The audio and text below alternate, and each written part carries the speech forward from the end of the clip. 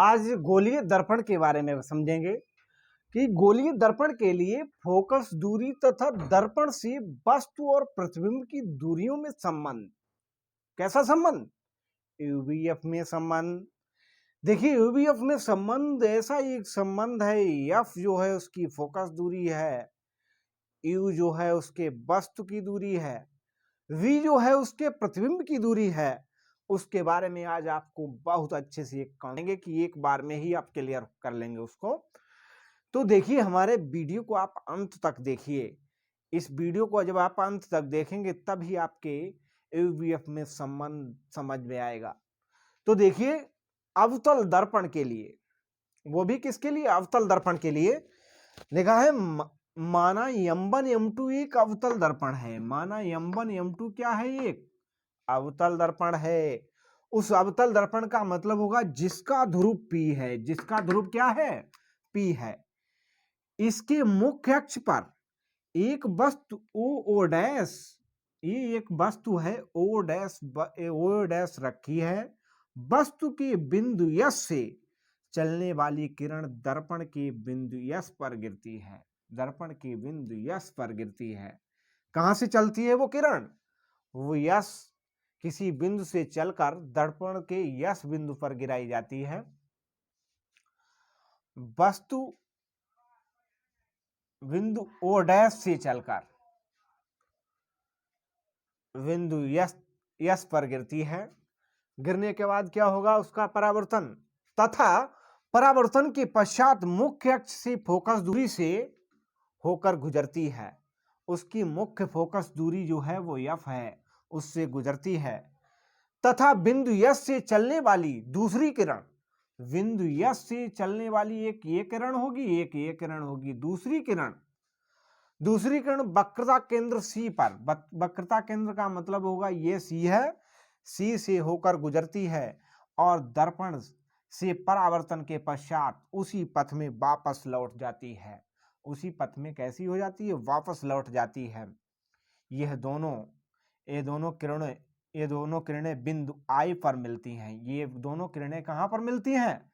I dash पर मिलती हैं, जहां आई डैश के रूप में वस्तु का वास्तविक प्रतिबिंब प्राप्त होता है। वस्तु का कैसा प्रतिबिंब प्राप्त होता है? वास्तविक प्रतिबिंब प्राप्त होता है। तो प्रूवमेंट देखेंगे आप लोग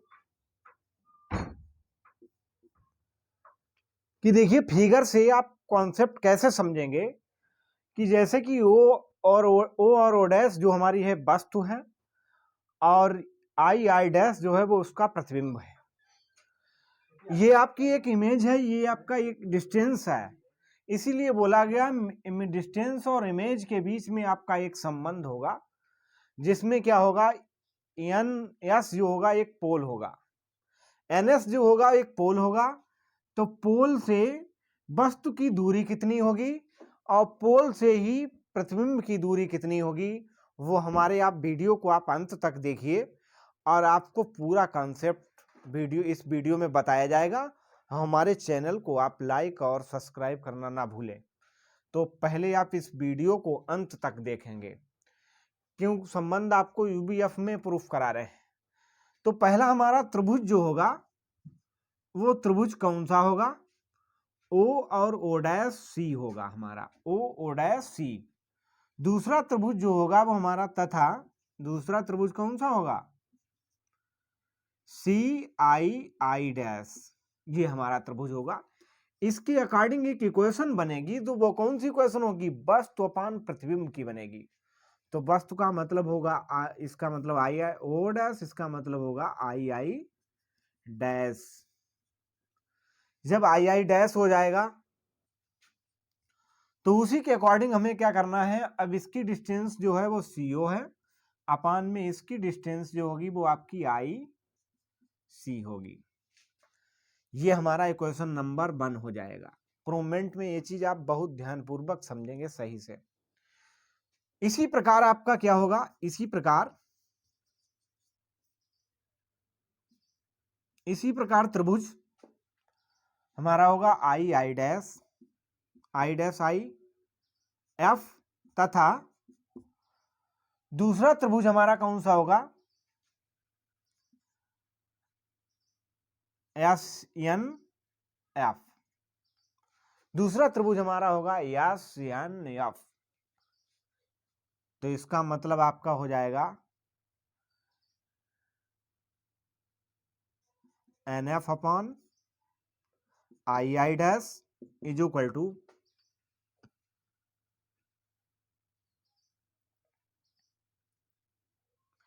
एन एस होगा आपका N S upon, N S का मतलब ये होगा N S upon I dash का मतलब होगा ये प्रतिबिंब, बराबर क्या होगा आपका N S N F upon N S upon आपका क्या होगा एन एस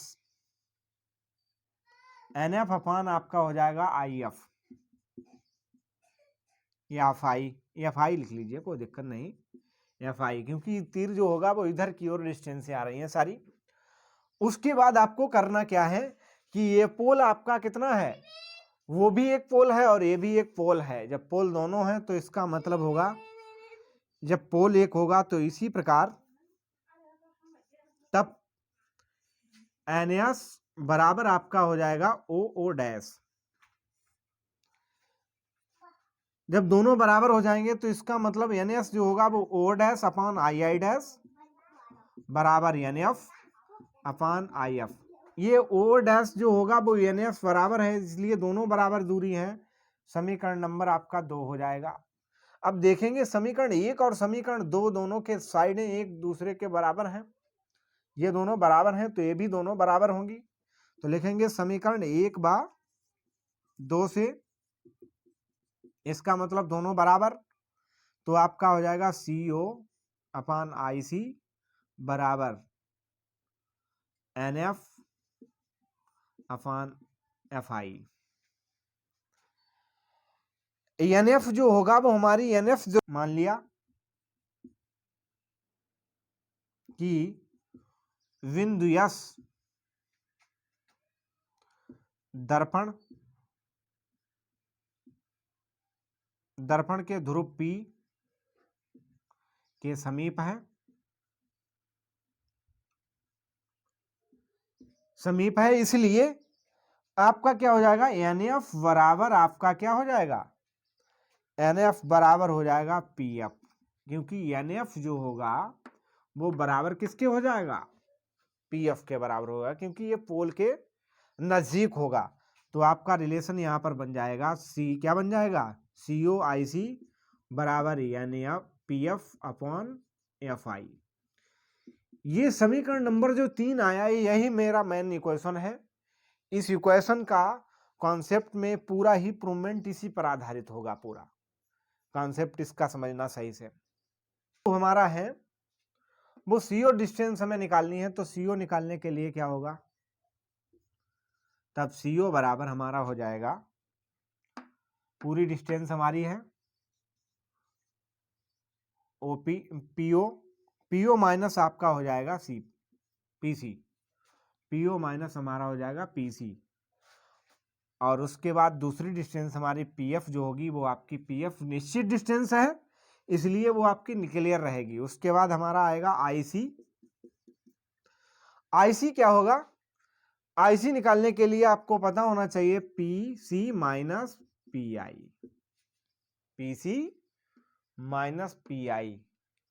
उसके बाद आपकी डिस्टेंस निकालनी है आपको एफ आई, एफ आई निकालने के लिए एफ आई कौन सी डिस्टेंस एफ आई, ये डिस्टेंस निकालने के लिए आपको क्या करना होगा कि आपको डिस्टेंस में पी पी आई माइनस करनी होगी आपको P F,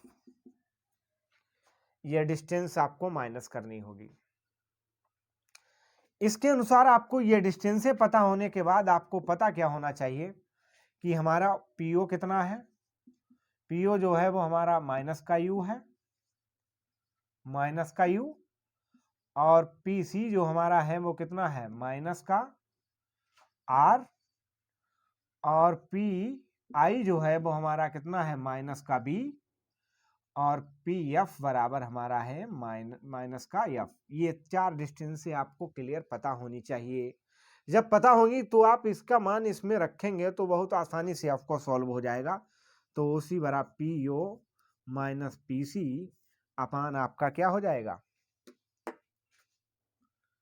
PC minus PI बराबर पीएफ अपान आपका हो जाएगा पीआई का मतलब पीआई माइनस पीएफ। ये इक्वेशन में सारे मान आप ये वाले रख देते हैं, रखने के बाद आप सॉल्व कर देंगे, आपका यूबीएफ में वही संबंध आ जाएगा जो आपका दिया गया है। तो तुरंत इसका मान आपको पता होना चाहिए, माइनस का यू, इसका मान आपका कितना है, पीसी का मान माइनस का आर अपान आपका कितना होगा, पीसी का मान माइनस आर और आपका पीआई का मान है माइनस का V is equal to PF का मान है माइनस का एफ। उसके बाद आपका पीआई का मान कितना है, माइनस का बी और माइनस का पीएफ का मान होगा आपका माइनस का एफ। ये सारे मान जब पुट कर दिए उसके माइनस का यू प्लस का माइनस माइनस हो जाएगा plus upon minus R minus minus ये भी प्लस हो जाएगा is equal to minus F upon minus B और ये आपका एफ हो जाएगा। क्रॉस मल्टीप्लिकेशन दोनों का कर लेते हैं, इन दोनों का क्रॉस मल्टीप्लिकेशन होगा माइनस का U minus plus R into minus B plus R is equal to इसका मल्टीप्लाई इसके साथ minus F minus R plus B. तो इसका मल्टीप्लाई इसके साथ होगा तो माइनस माइनस आपका कितना हो जाएगा, माइनस माइनस हो जाएगा प्लस, इसका इसके साथ हो जाएगा तो माइनस का आपका हो जाएगा यूएफ, इसका मल्टीप्लाई माइनस का आर भी, इसका मल्टीप्लाई इसके साथ होगा प्लस का हो जाएगा R F is equal to minus का माइनस माइनस हो जाएगा प्लस आर एफ और ये आपका हो जाएगा माइनस का एफ बी बराबर आपका ये हो जाएगा इतना। अब आपको करना क्या है, इन दोनों को इक्वल कर देना है। इक्वल तो चल ही रहे थे, माइनस का निशान लगा देंगे तो R F plus F V, इसमें से कैंसिल हो गए, आर एफ ये कैंसिल हो रहे हैं, आपका बन गया है U B minus U F minus R B और प्लस एफ बी बराबर 0। यही चीज आपको समझनी यहां पर है कि यार जो हमारा कैसे फिनिश होगा। आपने पढ़ा होगा फोकस दूरी बराबर, फोकस दूरी का फार्मूला होता है एफ बराबर आर अपॉन टू। एफ बराबर आर अपॉन टू जो होता है तो इसका मतलब इंप्लाइज दैट्स में ले जाएंगे 2f बराबर हो जाएगा आपका आर। जहां पर आर लिखा है वहां पर आपको क्या कर देना है, माइनस का 2f कर देना है और into B plus F B बराबर 0। इससे इसे माइनस कर देंगे तो आपका कितना हो जाएगा, माइनस का कितना हो जाएगा, एफ बी हो जाएगा बराबर 0। यू बी एफ से पूरे समीकरण को भाग दे देंगे, भाग देने पर तो U B upon U B F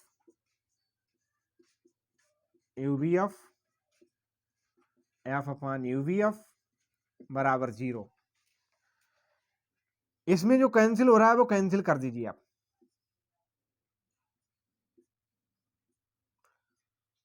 F से एफ कैंसिल, बी से बी कैंसिल, बचा क्या, 1 upon F minus 1 upon B minus 1 upon U बराबर 0। इंटरचेंज कर देते हैं दोनों का, मतलब हो जाएगा 1 अपॉन इज इक्वल टू का निशान लगाएंगे तो 1 upon U plus 1 upon B.